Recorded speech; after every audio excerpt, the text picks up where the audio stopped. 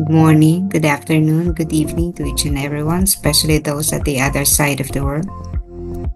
There is no time and space between us, there is only this present moment, and we are one.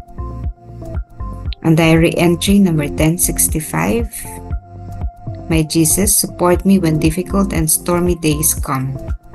Days of testing, days of ordeal, when suffering and fatigue begin to oppress my body and my soul. Sustain me, Jesus, and give me strength to bear suffering. Set a guard upon my lips that they may address no word of complaint to creatures. Your most merciful heart is all my hope. I have nothing for my defense, but only your trust, but only your mercy. In it lies my trust.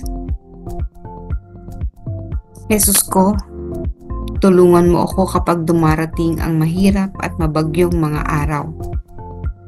Mga araw ng pagsubok, mga araw ng paghamon. Kapag ang pagdurusa at pagod ay nagsimulang magpahina sa aking katawan at kaluluwa. Panatilihin mo ako, Jesus, at bigyan mo ako ng lakas upang kayanin ang pagdurusa.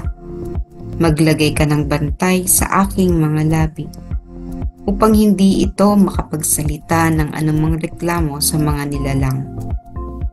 Ang iyong pinakamaawaing puso ang lahat ng aking pag-asa. Wala akong ipinatatanggol, kundi ang iyong awa. Dito nakasalalay ang lahat ng aking tiwala. Tamang-tama itong entry na to sa akin. Natulog ako around past 12. Kasi may mga ginawa pa tayo. Pagkatapos sa na maraming, laging mahaba ang aking araw. Natulog ako ng past 12. Tapos hindi ako makatulog.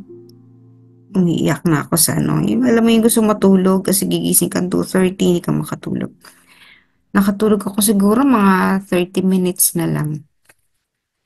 And then I have to matutulog pa uli ako after this, pero yung feeling na gigising uli ako kasi may formation ng 9 o'clock, so I have to be up by at least 7 a.m. Para sa preparation, kakain, maliligo, bipihis. So parang nagko-compute na naman ako, makakatulog ako ilang oras na lang. And while I was yung half awake kanina, sabi ko, parang sobra na yung pagod. Pero hindi naman ako satisfied sa mga bagay na ginagawa. Ibig sabihin, parang nakukulangan ako. Kasi dahil kong things to do. Pero everyday, pag monitor ko, ito lang nagawa ko kasi aside from the things to do, may mga sumusulpot. Kaya nakakaw din ng oras. And so sabi ko, sa inisip ko, bibitaw ako ng isang trabaho kasi sobra na, yung nakakapagod na talaga. Kailangan ko uling mag-isip mag-prioritize ulit, And my life has been constantly prioritizing, managing kung alin ang uunahin, ganito, may susulpot, uunahin ko ba to, ganito. Although I'm very thankful to the Lord because at this age, ako po ay 56 years old na, At this age, may mga, mga ginagawa pa ako na nagre-require ng physical strength, Napupuyat, madalas puyat, sira na yung tulog, Hindi naman ako nagrereklamo ng 3 a.m. kasi, ipinanata ko na yung sarili ko ng 3 a.m. Sabi ko nga dun sa pag may nagtatanong, ay na to, hanggang kamatayan na to, hindi na tayo matatapos nito, hindi na tayo titigil.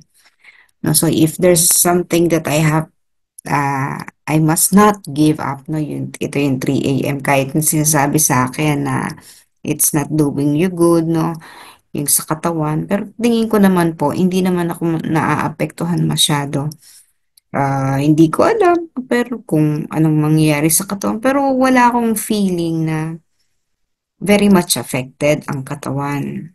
Parang ako naman tingin ko in control, kaya lang siyempre hindi tayo dapat nakikinig sa mga tao dahil ang mga tao ay nag-aalala lang sa atin. Pero kasi ako tingin ko nasa last ano na tayo, nasa last leg na tayo, huling hirit na natin 'to and it will be very, very quick na lang 'no?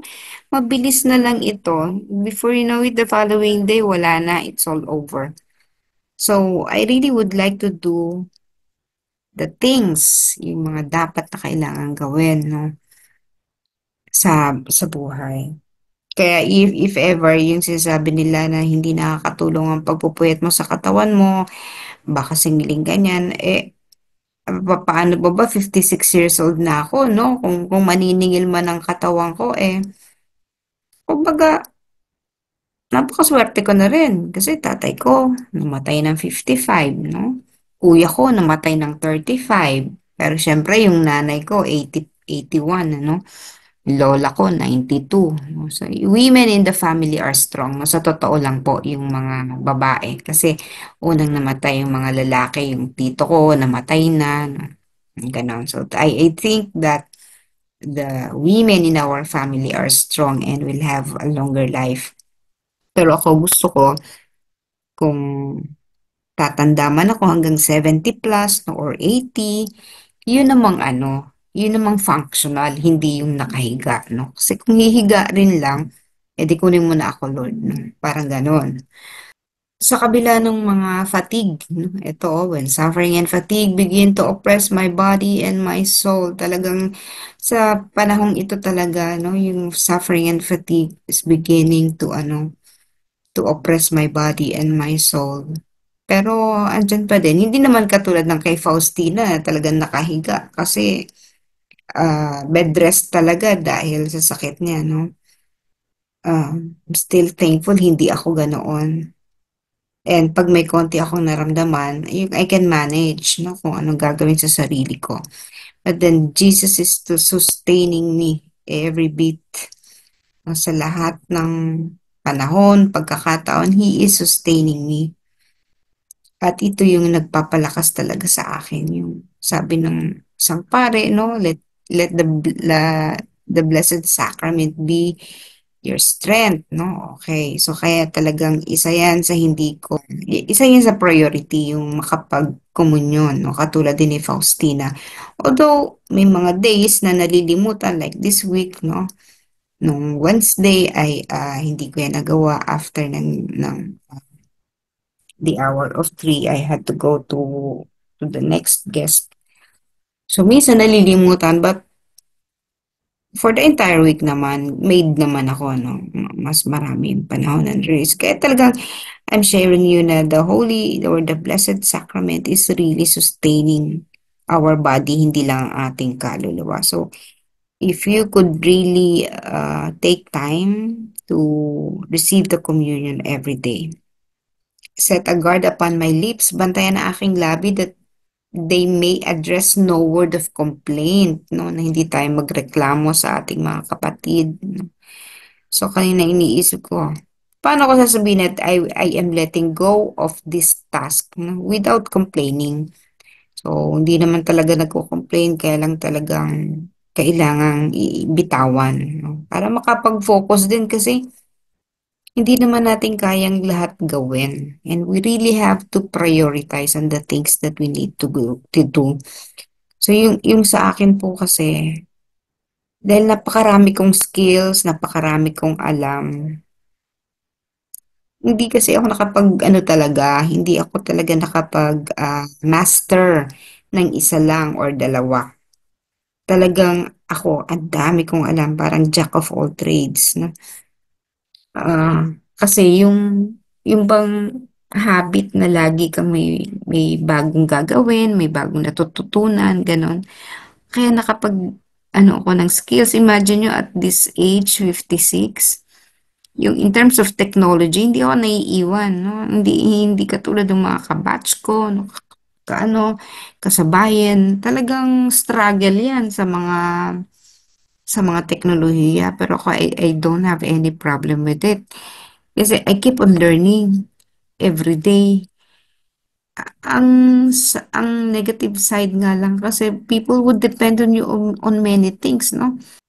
Ayun, sasabihin na naman nirereklamo 'no, pero yun nga 'no, napupunta sa akin ang napakaraming bagay, napakaraming trabaho kasi alam kong gumawa ng ganito, alam kong gumawa ng gano'n, alam ko nito. So, naibibigay sa akin